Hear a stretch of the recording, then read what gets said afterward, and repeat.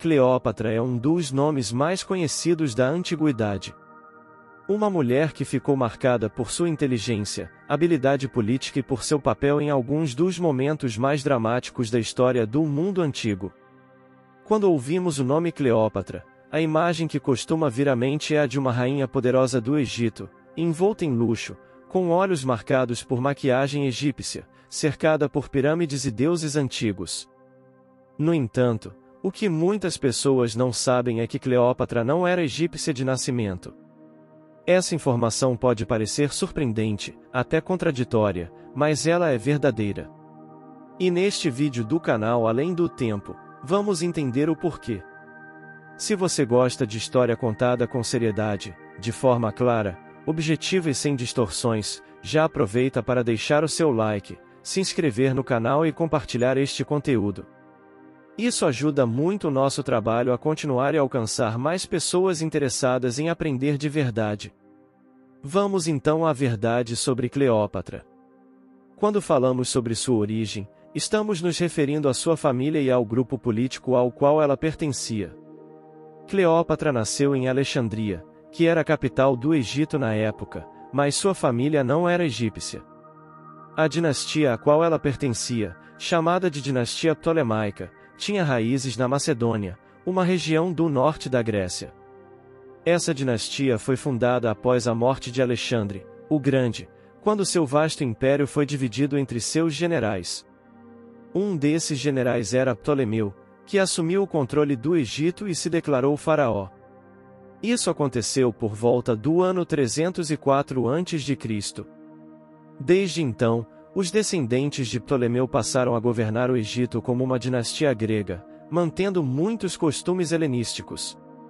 Ou seja, apesar de estarem no Egito e governarem o povo egípcio, os Ptolemeus falavam grego, seguiam costumes gregos e preservavam sua identidade cultural. Cleópatra era a última governante dessa linhagem. Por isso, do ponto de vista étnico e cultural, ela era grega e não egípcia. Isso não quer dizer que ela não tenha se envolvido com a cultura egípcia. Pelo contrário, Cleópatra foi a primeira da sua dinastia a se esforçar de maneira significativa para aprender a língua egípcia e para se apresentar ao povo como uma verdadeira faraó. A maioria dos seus antecessores nem sequer falava egípcio. Cleópatra, por outro lado, entendia que, para governar com legitimidade, precisava conquistar o apoio do povo. Assim, ela se aproximou dos costumes egípcios, adotou vestimentas tradicionais e até se identificava como a encarnação da deusa Ísis, algo comum entre os faraós. Isso mostra que, embora não fosse egípcia de sangue, Cleópatra entendeu profundamente o papel que deveria desempenhar para se firmar como líder legítima do Egito. Outro ponto importante é que a própria Alexandria, cidade onde Cleópatra nasceu e viveu, era uma cidade grega dentro do Egito. Fundada por Alexandre, o Grande, Alexandria foi projetada como um centro de cultura helenística, com arquitetura, filosofia e instituições gregas. A população da cidade era formada por gregos, judeus e egípcios, mas a elite dominante era majoritariamente grega. Assim, Cleópatra cresceu em um ambiente grego, educada por mestres gregos, imersa na literatura e nas tradições desse povo.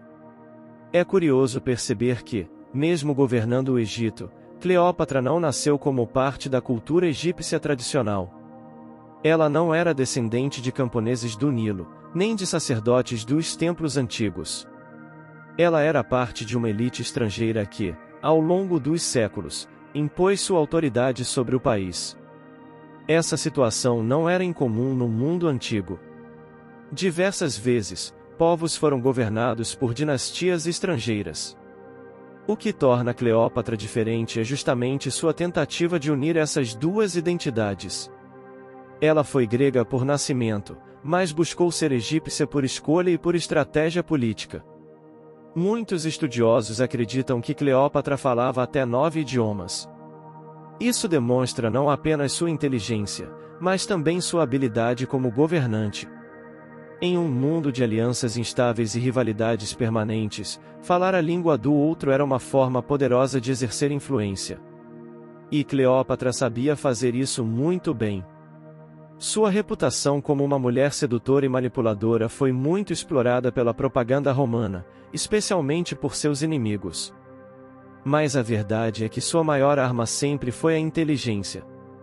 Ela dominava a política, compreendia as tensões do seu tempo e usava todos os meios disponíveis para proteger seu trono e seu povo. Para entender melhor o contexto em que Cleópatra viveu, é importante lembrar que o Egito da época já não era o mesmo dos tempos das grandes pirâmides. O país estava enfraquecido, politicamente instável e pressionado pelo crescimento de Roma.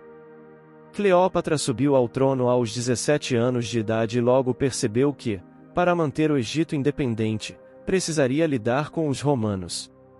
Sua aliança com Júlio César e, mais tarde, com Marco Antônio, não foi apenas fruto de romance, como muitas vezes é retratado. Foi também uma estratégia de sobrevivência política. Ela precisava garantir apoio militar e econômico para proteger seu reino.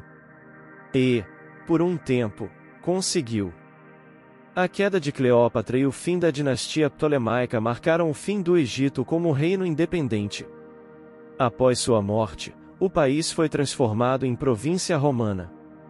A imagem que temos hoje de Cleópatra foi muito moldada por fontes romanas, que a retrataram como uma ameaça sedutora e perigosa.